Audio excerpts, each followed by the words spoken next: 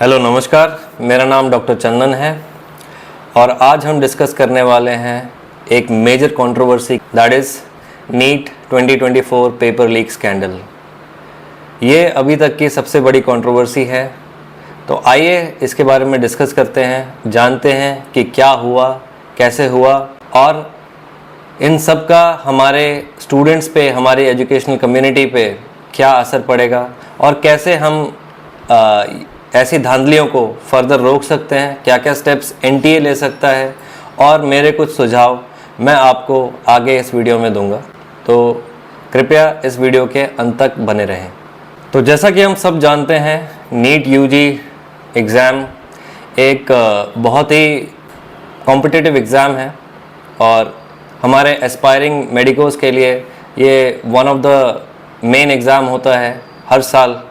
और हर साल इस एग्ज़ाम में काफ़ी बच्चे इसमें बैठते हैं और नीट की परीक्षा देते हैं। लेकिन इस साल कुछ ऐसा हुआ जिसने इस परीक्षा के इंटेग्रिटी पे, एनटीए की इंटेग्रिटी पे कई सवाल उठा दिए। जैसा कि हमने देखा, परीक्षा के जस्ट बाद कई पेपर लीक के न्यूज़ और पेपर लीक के अनाउंसमेंट्स जब हमें सोशल मीडिया पे दिखने लगे, तो अक्रॉस द कंट्री पेरेंट्स और नीट यूजी एस्पिरेंट्स के अंदर एक पैनिक सा क्रिएट हो गया नीट यूजी के इंटेग्रिटी को लेके। जो एग्ज़ाम जैसे कंडक्ट हुआ उसकी इंटेग्रिटी को लेके काफ़ी पैनिक सिचुएशन क्रिएट हो गया। And specially after the results, when results were posted on 4 जून, तो उसके बाद तो और भी ज़्यादा पैनिक वाला सिचुएशन हो गया। जगह जगह अलग अलग तरीके की खबरें आने लगी एनटीए के मैनेजमेंट के ऊपर। ये एक बहुत ही अनफॉर्चुनेट सिचुएशन बन गया हमारे यूजी एस्पिरेंट्स के लिए और उनके अभिभावकों के लिए, उनके पेरेंट्स के लिए काफ़ी अनकंफर्टेबल सिचुएशन है। तो उसके बाद नीट की परीक्षा कंडक्ट कराने वाली एजेंसी एनटीए ने काफ़ी इन्वेस्टिगेशन करवाए और कई अरेस्ट भी हुए। लेकिन उनके बावजूद भी स्टूडेंट्स का जो डाउट है और एक एनटीए को लेके जो भावना बनी और जो डिससेटिस्फैक्शन की जो फीलिंग है वो बढ़ती ही चली गई और अभी तक उसको क्लियर कट रिजॉल्व करने का कोई हार्डकोर स्टेप ना गवर्नमेंट ने लिया है और ना ही एजेंसीज़ ने लिया है। तो स्टूडेंट अभी तक वो पैनिक सिचुएशन अभी तक उनके माइंड में है, उनके पेरेंट्स के माइंड में है।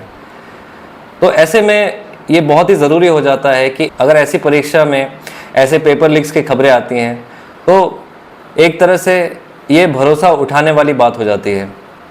मुझे याद है जब मैंने ऑल इंडिया पीएमटी हमारे टाइम पे 2011 में जब मैंने क्वालिफाई किया था, तो हमारे टाइम पे ऑल इंडिया पीएमटी हुआ करता था और जिस साल मैंने अपीयर किया था उस साल अपीयर करने वाले जो नंबर ऑफ़ कैंडिडेट्स थे वो कम से come around 3 to 4 lakh students appear होते थे और उसमें मेरी जो रैंक थी वो अराउंड 2000 की रैंक थी।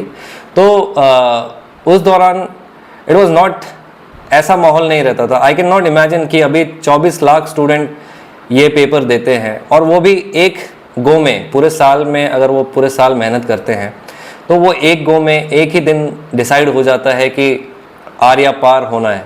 तो एक गो में ये मेरा सजेशन रहेगा कि अगर हम ये पेपर को 2 पार्ट्स में फिर से शुरू कर सकें, जैसा कि पहले होता था जब मेरे टाइम पे मैंने प्री और मेंस, जैसे ऑल इंडिया पीएमटी प्री होता था, ऑल इंडिया पीएमटी मेंस होता था, तो काफ़ी एक रिलैक्स्ड अप्रोच होता था। प्लस जो रियली में हार्ड वर्क करता है जो स्टूडेंट्स, उसके लिए वो एक काफ़ी अच्छा सेटअप था।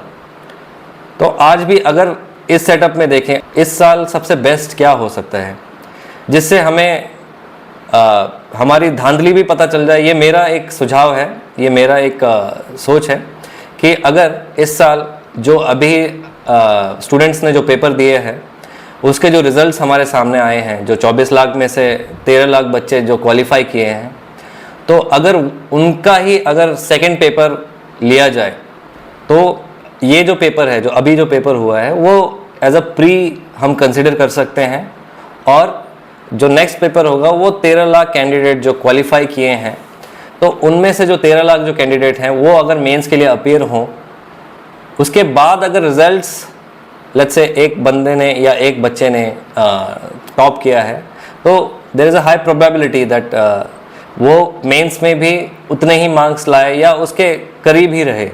तो एक तरह से एक जांच भी हो जाएगी कि वही बच्चा दोबारा एक्सेल कर रहा है और वो ट्रूथफुल है। लेट्स से उसने इस एग्ज़ाम में लेट्स से 720 स्कोर किए हैं, तो अगले इस एग्ज़ाम में ही कैन स्कोर अराउंड 700 और 720। अगर वो बिल्कुल ही नीचे चला जाता है, लेट्स से अगर 400 चला जाता है या 600 चला जाता है, वो भी हो सकता है, but chances are very less. तो हमें एक तरह से ये भी पता चल जाएगा कि there is a possible chance of धांधली, and at the same time हमें एक और फेयर रिजल्ट देखने को मिलेगा।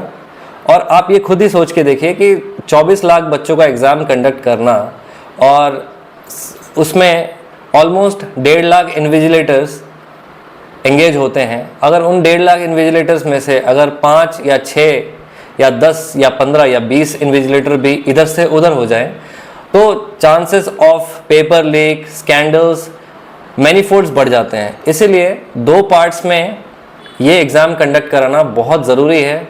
मेरा सुझाव एनटीए को यही रहेगा कि वो 2 पार्ट्स में अगर एग्ज़ाम कंडक्ट करा सकें तो it will be better for students. उनके लिए बहुत ही स्मूथ राइड होगा, साइकोलॉजिकली भी उनके लिए अच्छा होगा। तो एनटीए को 2 पार्ट्स में एग्ज़ाम कंडक्ट कराना कंसिडर करना चाहिए, जैसे कि हमारे इंजीनियरिंग ग्रेजुएट्स के लिए, इंजीनियरिंग एस्पिरेंट्स के लिए होता है कि जेई मेंस और एडवांस 2 पार्ट में एग्ज़ाम होता है।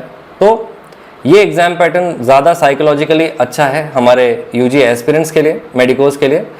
सो NTA should consider and the agencies or the legislations should consider part wise exam, like 2-part exam of NEET in the coming years.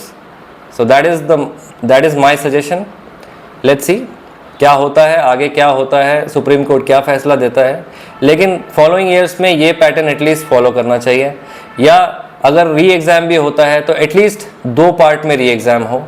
और या अगर धांधली हमें बर्स्ट करनी है तो हम इस एग्ज़ाम को प्री मान के अगले जो एग्ज़ाम होगा उसको मेंस मान के, अगर उन दोनों में डिस्क्रिपेंसी आती है, अगर प्रीवियस जो स्टूडेंट ने टॉप किया है अगर वो टॉपर होता है तो इट इज़ बिलीवेबल।